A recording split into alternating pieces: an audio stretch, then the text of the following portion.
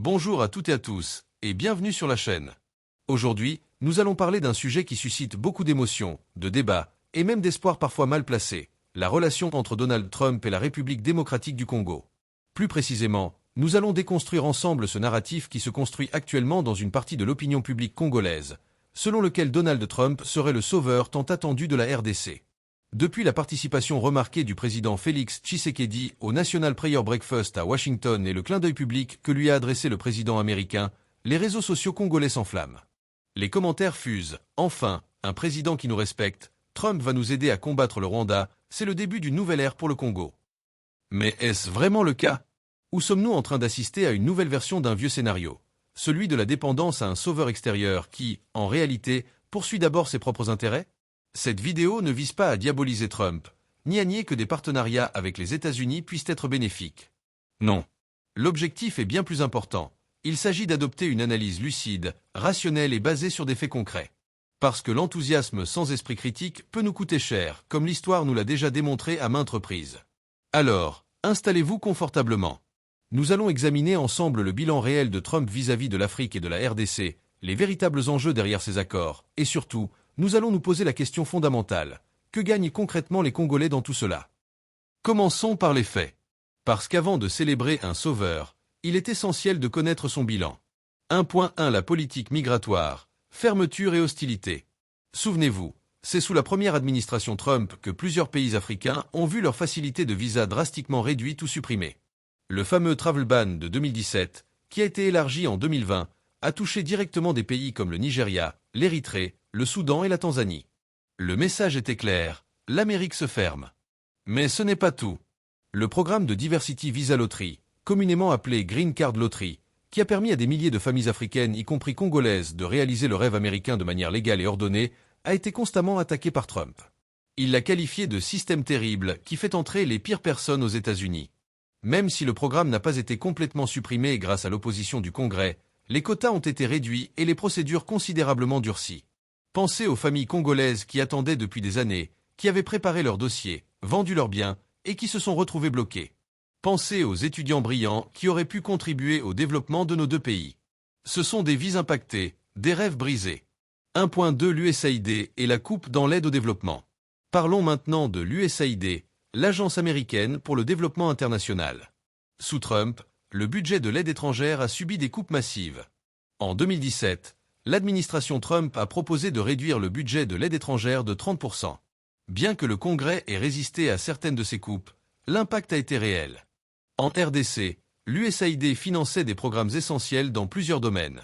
La lutte contre le VIH-Sida, qui touche des centaines de milliers de Congolais, les programmes de nutrition pour combattre la malnutrition infantile, un fléau qui affecte plus de 40% de nos enfants, les initiatives d'éducation, dans un pays où le système éducatif est déjà en lambeaux, les programmes de gouvernance et de démocratie. Ces programmes n'étaient pas de la charité. Ils sauvaient des vies. Littéralement. Quand Trump a ordonné en janvier 2025 un gel temporaire de l'aide étrangère, puis des coupes ciblées, des millions de personnes à travers l'Afrique ont été affectées. Des cliniques ont dû fermer, des médicaments sont devenus indisponibles, des programmes éducatifs ont été suspendus. 1.3 Le retrait des agences internationales. L'administration Trump a également suspendu ou réorienté des financements vers des agences internationales cruciales comme l'UNICEF. Pourquoi? Souvent pour des raisons idéologiques liées à la santé reproductive, sans considération pour l'impact réel sur le terrain. En RDC, l'UNICEF joue un rôle vital dans la vaccination des enfants contre des maladies mortelles et l'accès à l'eau potable dans les zones rurales, la scolarisation, notamment des filles, la protection des enfants dans les zones de conflit. Réduire le soutien à ces programmes, c'est condamner des enfants congolais à la maladie, à l'ignorance, à la mort parfois. Est-ce cela, l'action d'un sauveur? 1.4 Le discours déshumanisant. N'oublions pas non plus le langage utilisé. En 2018, lors d'une réunion sur l'immigration, Trump aurait qualifié Haïti et plusieurs pays africains de shithole countries, des pays de merde. Même si la Maison-Blanche a nié ces propos, plusieurs participants à la réunion les ont confirmés. Ce n'est pas juste une question de politesse. Les mots ont un poids. Ils révèlent une vision du monde. Et cette vision, c'est celle qui considère l'Afrique non pas comme un partenaire égal, mais comme un continent misérable, sans valeur, peuplé de gens indésirables. Comment peut-on célébrer comme sauveur quelqu'un qui, fondamentalement, ne vous respecte pas? Maintenant que nous avons établi le contexte, parlons des accords actuels et de ce qui se joue réellement. 2.1 La guerre des minerais stratégiques. Vous l'avez sans doute entendu, la RDC possède des réserves extraordinaires de minerais critiques. Cobalt, lithium, coltan, cuivre, terres rares, les matériaux essentiels pour la transition énergétique, la fabrication de batteries, l'électronique, les technologies de défense. La RDC possède environ 70% des réserves mondiales de cobalt. C'est colossal. C'est stratégique. C'est ce qui attire les puissances mondiales. Les États-Unis, sous Trump, ont clairement identifié la sécurisation de ces ressources comme une priorité de sécurité nationale. Pourquoi? Pour ne plus dépendre de la Chine, qui domine actuellement la chaîne d'approvisionnement de ces minerais. C'est ici que les choses deviennent intéressantes et inquiétantes. 2.2 L'accord de Washington, symbolisme vs substance. L'accord signé à Washington est présenté comme un partenariat gagnant-gagnant. Mais examinons les détails. Côté américain, les objectifs sont clairs. Sécuriser l'accès aux minerais stratégiques pour l'industrie américaine, contrer l'influence chinoise en Afrique centrale, établir une présence économique durable en RDC, renforcer la position géopolitique des États-Unis dans la région. Côté congolais, qu'obtient-on concrètement? C'est là que le flou commence. On nous parle d'investissement, de développement, de création d'emplois. Mais, quelle part de transformation locale est garantie? Combien d'emplois qualifiés pour les Congolais, au-delà des emplois précaires dans les mines? Quelle proportion des revenus reste en RDC? Quels transferts de technologies sont prévus? Quelles garanties environnementales pour protéger nos terres et nos eaux? L'histoire des ressources naturelles en RDC n'est pas nouvelle. Depuis l'époque coloniale jusqu'à aujourd'hui, nous avons vu des tonnes de richesses quitter notre sol, tandis que la population reste pauvre. Le caoutchouc sous Léopold II. L'uranium pour les bombes atomiques américaines pendant la guerre froide, extrait de Chincolobou. Le cobalt et le coltan aujourd'hui. À chaque fois, le même schéma: extraction, exportation, enrichissement extérieur, pauvreté locale. 2.3 Le piège de l'économie extractive. Permettez-moi d'insister sur ce point crucial. Une économie basée uniquement sur l'extraction et l'exportation de matières premières brutes est une économie coloniale. C'est une économie de dépendance. Le véritable développement viendrait de la transformation locale de nos minerais, la création d'industries manufacturières en RDC, la formation de nos ingénieurs et techniciens, la construction de raffineries, d'usines de batteries, de centres de recherche, le développement d'une classe moyenne qualifiée. Imaginez si, au lieu d'exporter du cobalt brut, nous exportions des batteries finies. Au lieu d'exporter du cuivre, nous exportions des équipements électroniques. La valeur ajoutée serait multipliée par 10, par 100 même. Mais pour cela, il faut des négociateurs congolais compétents, une vision stratégique à long terme, et la volonté de dire non aux accords déséquilibrés. Avons-nous cela actuellement? 2.4 La question de la souveraineté économique. Voici une question inconfortable mais nécessaire. Dans ces accords avec les États-Unis, qui contrôle vraiment? Qui décide des volumes d'extraction? Qui fixe les prix? Qui détermine les conditions de travail? Qui établit les normes environnementales? Qui contrôle la logistique et l'exportation? Si les réponses à ces questions ne sont pas le gouvernement congolais, alors nous ne sommes pas dans un partenariat. Nous sommes dans une nouvelle forme de subordination. La souveraineté économique, ce n'est pas juste avoir des drapeaux congolais sur les sites miniers. C'est avoir le pouvoir réel de décision sur nos ressources, sur notre développement, sur notre avenir. Parlons maintenant de la sécurité, car c'est souvent l'argument central de ceux qui défendent Trump. Il va nous aider à pacifier les. Vraiment. 3.1 La crise dans l'Est de la RDC, un rappel nécessaire. L'Est de la RDC est en guerre depuis plus de 30 ans. Massacres, viols utilisés comme armes de guerre, déplacements massifs de population, pillage systématique des ressources. Plus de 7 millions de déplacés internes. Des centaines de milliers de morts. Les groupes armés pullulent, M23, FDLR, ADF, NALU, Maïmaï de toutes sortes, et bien d'autres. Certains sont des mouvements rebelles locaux. D'autres sont clairement soutenus par des pays voisins. D'autres encore, comme les ADF, sont affiliés à l'État islamique. Oui, vous avez bien entendu, l'État islamique, la même organisation terroriste que les États-Unis combattent partout dans le monde, est active en RDC. Les ADF NALU, basés dans les provinces du Nord Kivu et de l'Ituri, ont prêté allégeance à Daesh et commettent des atrocités épouvantables. 3.2 L'intervention sélective américaine. Voici le paradoxe. Les États-Unis n'hésitent pas à lancer des frappes militaires contre des groupes terroristes dans d'autres pays africains. Au Nigeria, l'armée américaine a mené plusieurs opérations contre Boko Haram et l'État islamique en Afrique de l'Ouest. En Somalie, des dizaines de frappes de drones contre Al-Shabaab. Au Mali, au Niger, en Libye, partout où leurs intérêts sont menacés, les États-Unis interviennent. Alors pourquoi pas en RDC? Pourquoi cette même détermination n'est-elle pas appliquée contre les ADF, groupes affiliés au même État islamique? La réponse est simple et brutale. Parce que la priorité américaine en RDC n'est pas la sécurité des Congolais. C'est la sécurisation des routes d'approvisionnement en minerais. 3.3 Le M23 et le silence complice. Parlons également du M23, ce mouvement rebelle soutenu par le Rwanda, qui a conquis des territoires entiers dans l'Est, massacré des civils et déstabilisé toute la région. Les preuves de l'implication rwandaise sont accablantes. Rapport de l'ONU, témoignages de déserteurs, images satellites montrant des colonnes de soldats rwandais en RDC.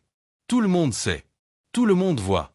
Et pourtant, où est la pression américaine sur le Rwanda? Où sont les sanctions? Où est la même fermeté dont les États-Unis font preuve ailleurs? Le Rwanda de Paul Kagame est considéré comme un partenaire stratégique des États-Unis dans la région. Kagame, malgré son autoritarisme, malgré les accusations de crimes de guerre, malgré son rôle déstabilisateur en RDC, continue de bénéficier du soutien occidental. Pourquoi? Parce que le Rwanda sert les intérêts américains dans la région. Voilà la froide réalité de la géopolitique. 3.4 La paix comme prétexte, pas comme objectif. Comprenez bien, quand Trump ou tout autre président américain parle de paix et de stabilité en RDC, il ne parle pas de paix pour les Congolais. Il parle de stabilité suffisante pour permettre l'extraction des minerais. Une paix véritable nécessiterait des sanctions sévères contre le Rwanda pour son soutien au M23, un engagement militaire réel contre les groupes terroristes comme les ADF, un soutien massif à la reconstruction des zones dévastées, des investissements dans les institutions de sécurité congolaises, un programme de désarmement, démobilisation et réintégration des combattants, une justice transitionnelle pour les crimes commis. Rien de tout cela n'est sur la table. Au lieu de cela, on nous offre des accords miniers et des poignées de main diplomatiques. 3.5 La MONUSCO et l'échec international. N'oublions pas que la mission de l'ONU en RDC, MONUSCO, est présente depuis des décennies avec un budget de plus d'1 milliard de dollars par an. Résultat, l'Est continue de brûler. Si les États-Unis voulaient vraiment aider à pacifier la région, ils pourraient fournir un équipement militaire moderne à l'armée congolaise, former nos forces de sécurité aux standards internationaux, partager des renseignements sur les mouvements des groupes armés, financer la reconstruction des infrastructures dans l'Est, soutenir des programmes de développement économique pour offrir des alternatives aux jeunes tentés par les groupes armés. Mais cela nécessiterait un engagement réel, à long terme, coûteux. Et franchement, ce n'est pas la priorité. Il est temps d'aborder un sujet douloureux mais essentiel, notre tendance à chercher constamment un sauveur extérieur. 4.1 Une histoire de dépendance. Remontons dans le temps. À chaque époque de notre histoire, nous avons cru trouver le sauveur providentiel. Au moment de l'indépendance, certains ont cru en la Belgique, qui promettait de rester pour aider. Résultat, ingérence, assassinat de Lumumba, chaos. Ensuite, ce fut Mobutu, soutenu par les Américains comme rempart contre le communisme. Il a régné pendant 32 ans, pillant le pays, instaurant une dictature féroce, détruisant toutes les institutions. Les États-Unis l'ont soutenu jusqu'au bout, parce qu'il servait leurs intérêts dans le contexte de la guerre froide. Puis est venu Laurent-Désiré Kabila, soutenu d'abord par le Rwanda et l'Ouganda, présenté comme le libérateur. On connaît la suite, guerre, trahison, assassinat. Ensuite, Joseph Kabila, avec le soutien de la communauté internationale. 18 ans de pouvoir, corruption massive, pillage des ressources, détérioration de tous les indicateurs sociaux. Maintenant, certains voient en Trump le nouveau sauveur. Vous voyez le schéma? Ce syndrome du sauveur extérieur persiste pour plusieurs raisons. Premièrement, la désespérance. Deuxièmement, le déficit de leadership local. Nos dirigeants ont tellement déçu, tellement trahi, qu'on a perdu confiance en notre capacité collective à nous en sortir par nous-mêmes. Troisièmement, l'ignorance des mécanismes géopolitiques.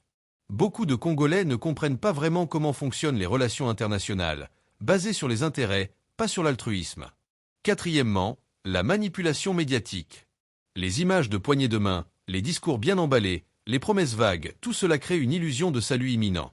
4.3 Les dangers de cette dépendance.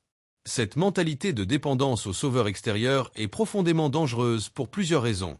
Elle nous infantilise. Elle suggère que nous sommes incapables de résoudre nos propres problèmes, que nous avons besoin d'un papa blanc pour nous sauver. Elle nous désempare. Au lieu de mobiliser nos énergies pour construire des solutions locales, nous attendons passivement que le sauveur agisse. Elle nous rend vulnérables à l'exploitation. Quand on est désespéré et qu'on cherche un sauveur, on accepte n'importe quelles conditions, même les plus défavorables. Elle perpétue notre sous-développement. Aucun pays ne s'est développé en attendant qu'un autre vienne le sauver. Le développement vient de l'intérieur, par la mobilisation des ressources et des compétences locales. 4.4 Les exemples de développement réussi. Regardons les pays qui se sont vraiment développés. La Corée du Sud, après la guerre, était plus pauvre que la RDC. Aujourd'hui, c'est une puissance économique mondiale. Comment? Par l'éducation massive, l'industrialisation planifiée, l'investissement dans la technologie, et surtout, une vision claire et une détermination nationale. Le Rwanda voisin, malgré ses problèmes de démocratie, a connu une croissance économique impressionnante. Comment? Par une gestion rigoureuse, la lutte contre la corruption, l'investissement dans les infrastructures et l'éducation. Le Botswana a transformé ses ressources en diamants en développement durable grâce à une gouvernance transparente et une vision à long terme. Notez bien, dans aucun de ces cas, le développement n'est venu d'un sauveur extérieur. Il est venu de dirigeants locaux compétents, d'institutions fonctionnelles et d'une population mobilisée. 4.5 Reprendre notre destin en main. Il est temps pour nous, Congolais, de comprendre une vérité fondamentale. Personne ne viendra nous sauver. Personne. Ni Trump, ni la Chine, ni l'Europe, ni qui que ce soit. Chaque pays, chaque puissance poursuit d'abord ses propres intérêts. C'est la règle du jeu international. Cela ne signifie pas qu'il faille refuser tout partenariat international. Non. Cela signifie qu'il faut aborder ces partenariats avec lucidité, avec des négociateurs compétents, avec une vision claire de nos intérêts, et avec la fermeté nécessaire pour défendre notre souveraineté. Assez critiqué. Parlons maintenant de solutions. Parce qu'il ne suffit pas de dénoncer, il faut aussi proposer. 5.1 Exiger la transparence totale. Première exigence citoyenne, la transparence totale sur les accords signés avec les États-Unis ou tout autre partenaire. Nous devons savoir les termes exacts des contrats miniers, les pourcentages de partage des revenus, les obligations de chaque partie, les clauses de transformation locale, les garanties environnementales et sociales, les mécanismes de contrôle et d'évaluation. Ces informations ne doivent pas rester dans les tiroirs de la présidence. Elles doivent être publiques, accessibles, débattues. La société civile, les médias, les chercheurs, les parlementaires doivent pouvoir examiner ces accords et alerter en cas de clauses défavorables. 5.2 Investir massivement dans l'éducation. Le développement commence par l'éducation. C'est non négociable. Nous devons rendre l'éducation primaire et secondaire véritablement gratuite et de qualité, former massivement des ingénieurs, des géologues, des techniciens miniers, créer des centres d'excellence en sciences et technologies, envoyer nos meilleurs étudiants se former à l'étranger avec obligation de retour, développer l'enseignement technique et professionnel, investir dans la recherche scientifique. Une nation sans capital humain de qualité ne peut pas se développer. Point. 5.3 Construire des industries de transformation. Arrêtons d'exporter nos minerais à l'état brut. C'est du suicide économique. Il faut construire des raffineries de cobalt et de cuivre en RDC, créer des usines de fabrication de batteries, développer une industrie métallurgique, former des partenariats technologiques qui incluent un transfert réel de compétences, imposées dans tous les contrats miniers un pourcentage minimum de transformation locale. Oui, cela coûte cher. Oui, cela prend du temps. Mais c'est le seul chemin vers une vraie souveraineté économique. 5.4 Réformer en profondeur l'armée et la sécurité. Sans sécurité, pas de développement possible. Il faut professionnaliser l'armée avec des formations de qualité, équiper nos forces avec du matériel moderne, améliorer les conditions de vie des soldats pour éviter les pillages, créer une véritable chaîne de commandement efficace, établir un contrôle civil sur l'armée, lutter impitoyablement contre la corruption dans les rangs militaires. Et surtout, il faut avoir le courage de demander une aide militaire réelle, pas symbolique, pour éradiquer les groupes terroristes de l'Est. 5.5 Combattre la corruption comme priorité nationale. La corruption est notre cancer. Elle détruit tout. Il faut renforcer l'indépendance de la justice, créer des juridictions spécialisées dans les crimes économiques, protéger les lanceurs d'alerte, digitaliser l'administration pour réduire les opportunités de corruption, publier les déclarations de patrimoine de tous les hauts fonctionnaires, sanctionnés sévèrement, sans distinction de rang ou de connexion politique. Un pays où les voleurs prospèrent ne peut pas se développer. 5.6 Diversifier l'économie. L'économie congolaise ne peut pas reposer uniquement sur les mines. Il faut développer l'agriculture moderne pour assurer notre sécurité alimentaire, exploiter notre potentiel hydroélectrique immense. Le Congo pourrait alimenter toute l'Afrique. Développer le tourisme dans nos parcs magnifiques, créer des industries manufacturières, investir dans les services et la technologie. La diversification économique, c'est la résilience. 5.7 Construire des infrastructures. Routes, ports, aéroports, chemins de fer, électricité, eau potable, Internet. Sans infrastructure, pas de développement.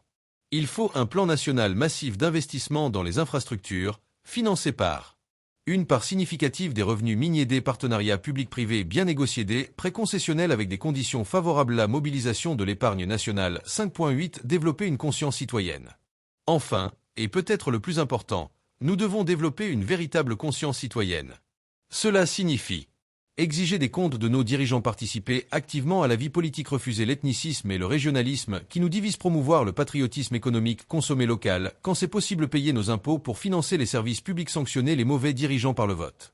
Un peuple qui n'exige pas le meilleur de ses dirigeants obtiendra le pire. Je ne dis pas qu'il faut rejeter toute coopération internationale. Ce serait idiot et contre-productif. Mais il faut l'aborder différemment. Le principe de la négociation d'égal à égal. Nous devons arrêter de négocier en position de faiblesse. La RDC a des atouts immenses. Des ressources minérales indispensables à la transition énergétique mondiale, une position stratégique au cœur de l'African marché, potentiel énorme, plus de 100 millions d'habitants, des terres arables immenses, le plus grand potentiel hydroélectrique d'Afrique. Ces atouts doivent être utilisés comme levier de négociation. Si les États-Unis, la Chine ou l'Europe veulent nos minerais, qu'ils acceptent. La transformation locale, le transfert de technologie, la création d'emplois qualifiés pour les Congolais, des investissements dans les infrastructures, le respect de nos normes environnementales. 6.2 Jouer sur la concurrence. Un principe de négociation, ne jamais dépendre d'un seul partenaire. Il faut jouer sur la concurrence entre les grandes puissances. Les États-Unis veulent nos minerais? Parfait. La Chine aussi. Excellent. L'Europe également? Merveilleux. Mettons-les en concurrence. Voyons qui offre les meilleures conditions. C'est comme ça qu'on obtient des accords favorables. Mais pour cela, il faut des négociateurs compétents, pas des gens qui vendent le pays pour des commissions personnelles. 6.3 Les partenariats gagnant-gagnant existent. Oui, des partenariats véritablement équilibrés existent. Regardez comment certains pays négocient. Le Botswana avec De Beers pour les diamants, la Norvège avec les compagnies pétrolières, le Chili avec les entreprises de cuivre. Dans ces cas, le pays producteur garde le contrôle, capte une part substantielle de la valeur et investit les revenus dans le développement national. C'est possible. Mais ça demande de la compétence, de la détermination et du courage politique. 6.4 Apprendre des erreurs passées. L'histoire nous a enseigné de dures leçons. Ne les oublions pas. Les contrats léonins signés sous Kabila qui ont bradé nos ressources, les promesses non tenues de développement en échange d'accès aux ressources, les partenaires qui sont partis une fois les minerais extraits.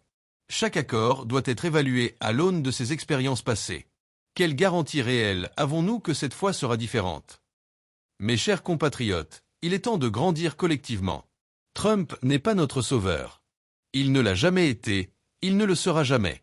C'est le président des États-Unis, élu pour défendre les intérêts américains. C'est son travail. Et il le fait. Notre erreur, c'est de croire que ses intérêts coïncident miraculeusement avec les nôtres. Ce n'est pas le cas. Pas complètement, en tout cas. Oui, il peut y avoir des zones d'intérêt commun. Oui, des partenariats peuvent être bénéfiques si bien négociés. Mais non, Trump ne va pas sacrifier les intérêts américains pour sauver le Congo. Aucun dirigeant responsable ne le ferait. La vraie question n'est pas Trump va-t-il nous sauver. La vraie question est, quand allons-nous nous sauver nous-mêmes? Nous avons tout ce qu'il faut. Des ressources naturelles incroyables, une population jeune et dynamique, un territoire immense, un potentiel agricole, énergétique exceptionnel. Ce qui nous manque, c'est des dirigeants compétents et honnêtes, des institutions fonctionnelles, une vision claire de développement, la volonté collective de l'atteindre. Le développement du Congo ne viendra pas de Washington, ni de Pékin, ni de Bruxelles. Il viendra de Kinshasa, de Lubumbashi, de Goma, de Kisangani, de Bukavu. Il viendra de nous. Le jour où nous comprendrons vraiment cela, où nous exigerons de nos dirigeants qu'ils travaillent pour nous et non pour leurs intérêts personnels, où nous construirons des institutions solides et transparentes, où nous investirons massivement dans l'éducation et les infrastructures, ce jour-là, nous commencerons vraiment à nous développer. En attendant, chaque fois que nous célébrons un dirigeant étranger comme notre sauveur, nous ne faisons que perpétuer notre infantilisation, notre dépendance, notre sous-développement. Les partenariats internationaux, oui. Mais des partenariats d'égal à égal, négociés avec compétence, qui servent nos intérêts stratégiques, qui créent de la valeur locale, qui renforcent notre souveraineté. Pas des accords de subordination déguisés en coopération. Je terminerai par cette citation de Thomas Sankara, président burkinabé assassiné précisément parce qu'il refusait la soumission. Un esclave qui ne se révolte pas ne mérite pas qu'on ait pitié de lui. Arrêtons d'être des esclaves mentaux en quête perpétuelle d'un maître bienveillant. Devenons enfin les maîtres de notre propre destin. Le Congo mérite mieux que des illusions. Le Congo mérite des solutions concrètes, du travail acharné, de la transparence, de la compétence et de la détermination. Exigeons-le. Construisons-le. Ensemble. Merci de m'avoir écouté jusqu'au bout. Si cette analyse vous a interpellé, partagez-la. Débattons-en. Mais surtout, engageons-nous pour un Congo véritablement souverain et prospère. N'oubliez pas de vous abonner à la chaîne, d'activer les notifications et de partager cette vidéo avec vos contacts. Le changement commence par l'information et la prise de conscience. À très bientôt pour une nouvelle analyse. Et souvenez-vous, notre salut est entre nos mains, pas dans celle d'un président étranger. Que Dieu bénisse le Congo. Le vrai Congo. Celui que nous allons construire nous-mêmes.